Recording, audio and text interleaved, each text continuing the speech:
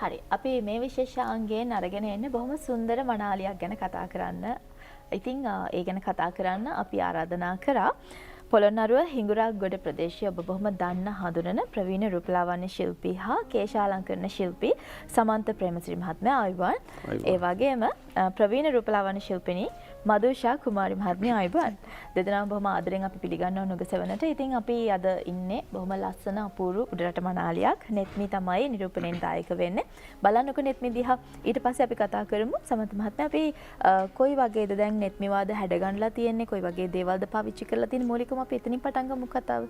ඇත්තටම නෙත්මි බොහොම හැඩති සිරුරක් තියෙන හොඳ පැහැපත් සමක් තියෙන පිරිපුන් හිනාවකින් ඉන්න කෙනෙක්. ඉතින් ඒ නිසා එයාගේ යෞවනයට ගැලපෙන ආකාරයට එයාගේ මුහුණට හා හමට ගැලපෙන ආකාරයට තමයි අපි සාරිය නිර්මාණය කරේ. වයිට් කලර් සාරියක් තමයි අපි එයාට නිර්මාණය කළේ. ගෝල්ඩ් කලර් එකකින් තමයි ශරීරය අපි එයාගේ සාරිය හැඩ කරේ. හරි. එතකොට මදුෂා දැන් මනාලියකට මේකප් එකක් කියන්නේ ඒකත් ආවරණයක් හා සමානයිනේ. කොහොමද නෙත්මිගේ මේකප් එක ඔබ අතින් සිද්ධ වුනේ? නෙත්මිට අද අපි දැම්මේ ලික්විඩ් මේකප් එක. අපි මේකප් එකදී විශේෂයෙන්ම එයාගේ මූණේ හැඩයගෙන ඒ වගේම ස්කින් කලර් එක ගැන හිතන්න ඕනේ. ඒ වගේම අයි මේකප් එක විශේෂයි. නෙත්මිගේ අයි මේකප් එක අපි පින්ක් කලර් එකකින් කරගෙන තියෙනවා. ඒ වගේම ලිප් කලර් එකත් අපි පින්ක් කලර් යොදාගෙන කරගෙන තියෙනවා. ඔව්. ඊළඟට අපි කතා කරොත් සමන්ත මහත්මයා කොයි වගේ ආභරණද අද නෙත්මිට පාවිච්චි කරලා තින්නේ? උඩරට මනාලියක් කිව්වහම සංස්කෘතිය සාම්ප්‍රදායත් එක්කනේ එන්නේ. කොයි වගේද අද නෙත්මිට ආභරණ පාවිච්චි කරලා තියෙන්නේ? ඇත්තටම අපි උඩරට මනාලියක් හැඩගන්න වෙදී ප්‍රධාන වශයෙන්ම අවධානය යොමු කළ යුතුයි අපේ සම්ප්‍රදායට හානියක් නොවන ආකාරයෙන් තමයි සියල්ල අපි කළ යුත්තේ. මෙයාගේ ස්කින් කලර් එකට මැච් වෙන ගෝල්ඩ් කලර් ජුවලරිස් තමයි අපි සිලෙක්ට් කරේ. ඒ වගේම උඩරට සම්ප්‍රදායට ගැලපෙන ආකාරයෙන් එයාගේ රූපයට අලංකාරයක් වෙන ආකාරයෙන් තමයි අපි ජුවලරි සිලෙක්ට් කරේ. එතකොට කොණ්ඩා මෝස්තරයත් අපි කතා කරන්න ඕනේ. කොහොමද හිස් පළඳනා තෝරගෙන තියෙන්නේ? කොණ්ඩ මොස්තරේ තමයි තවත් ඉතාම අවධානය යොමු කළ යුතු කාරණය වන්නේ. කොණ්ඩ මොස්තරේ හැම වෙලෙම very neatly විය යුතුයි. යාගේ මූණට ගැලපෙන ආකාරයට මූණ හැඩයට ගැලපෙන විදිහ තමයි අපි hair style එක නිර්මාණය කළ යුත්තේ. ඒක අතිශයින්ම ලස්සන නිර්මාණශීලී හොඳ finishing එකක් තිබිය යුතුමයි. hair style එක ප්‍රධානම කාරණේ ඒක තමයි. ඒත් එක්කම අපි කතා කරොත් මල් කලඹ. මල් කලඹ කියන්නේ මනමාලියගේ තවත් විශේෂම අංගයක් විදිහට අපිට හඳුන්වන්න පුළුවන්. අද නෙත්මිට යොදාගත්ත මේ මල් කලඹ කොයි වගේද? මොකක්ද අදහස මේ ගැන තියෙන? වයිට් කලර් එකෙන් තමයි මල් කලඹ හා මේකප් එකටත් සමානයි පින් කලර් එක. ඒ නිසා පින් කලර් එක තමයි මල් බොකේ එක අපි හයිලයිට් කරලා තියෙන්නේ. ඉතින් නිව් ට්‍රෙන්ඩ් එකට තමයි මේ බොකේ එක නිර්මාණය කරලා තියෙන්නේ. යාගේ යෞවනයට හා ඇඳුමට සියල්ලටම ගැලපිය යුතුයි මල් කලඹත් මනමාලියක් හැඩගන්න වෙදී.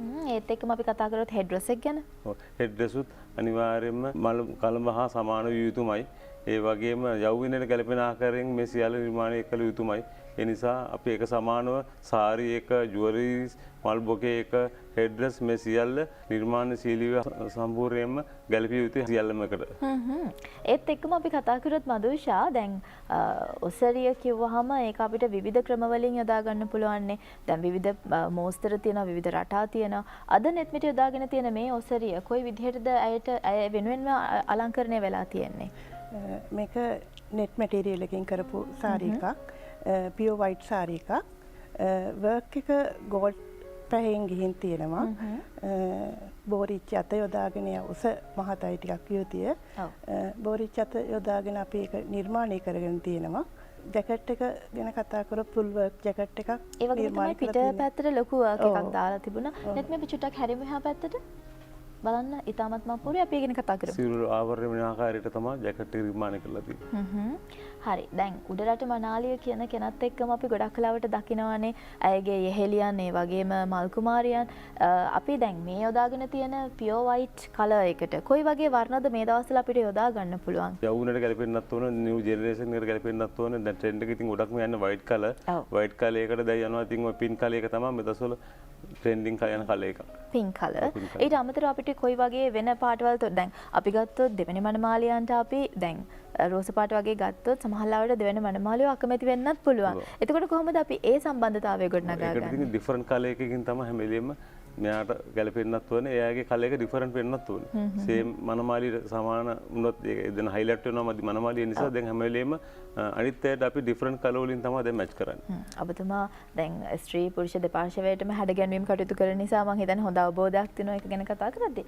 හරි අපි කතා කරමු අවසාන වශයෙන් කොයි වගේද ඇයගේ රූපය එක්ක ඇයගේ මේ හැඩගැන්වීම ගැලපිලා තියෙන කියන කාරණාව. අවසාන වශයෙන් ඇත්තටම මූලික අවධානය යොමු කළ යුත්තේ සාරි නිර්මාණය කරද්දී එයාගේ හැමේ වර්ණය හා සිරුර හැඩය. ඒකට මැච් වෙන ආකාරයට තමයි අපි සාරිය නිර්මාණය කරේ.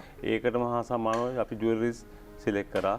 ඒ වගේම මල් කලඹ හා හෙඩ්ලස් සියල්ල එක සමානව ගැලපිය යුතුයි. ඒ තුලින් තමයි ලස්සන හා රූමත් වර්ණවත් මනමාලියක් අපිට නිර්මාණය කළ හැකියාව ලැබෙන්නේ. ඔව් අද ඔබ දකින නෙත්මිගේ සුන්දරත්වය වෙනුවෙන් ওই විදිහට තමයි අද කරුණු කාරණා ටික පෙළ ගැහිලා තියෙන්නේ. ඉතින් අද දවසේ අපිත් එක්ක එකතු වෙලා මේ වගේ බොහොම සුන්දර මනාලියක් ගැන කතා කරාට ඔබ දෙපළටම ගොඩක් ස්තුතිවන්ත වෙනවා මදුෂා. ඒ වගේම සමන්ත ඔබ දෙදෙනාටම ස්තුතිවන්ත වෙනවා. ඉතින් පොළොන්නරුව හිඟුරාගොඩ ප්‍රදේශයේ ඔබට ඒ වගේ මේ යවට ඉන්න හැම කෙනෙක්ටම ඔන්න පුළුවන්කම තියෙනවා හැඩගැන්වෙන්න. ඉතින් කතා කරන්න පුළුවන් ඔවුන්ට දුරකථන අංක මතක් කරන්නම් 077 33 47 707 070යි 33යි 47යි 707 077යි 33යි 47යි 707 කියන දුරකථන අංකයට කතා කරන්න ඔබට පුළුවන්කම තියෙනවා ගැටලු තිබෙනවා නම් රූපලාවන්‍ය සම්බන්ධයෙන්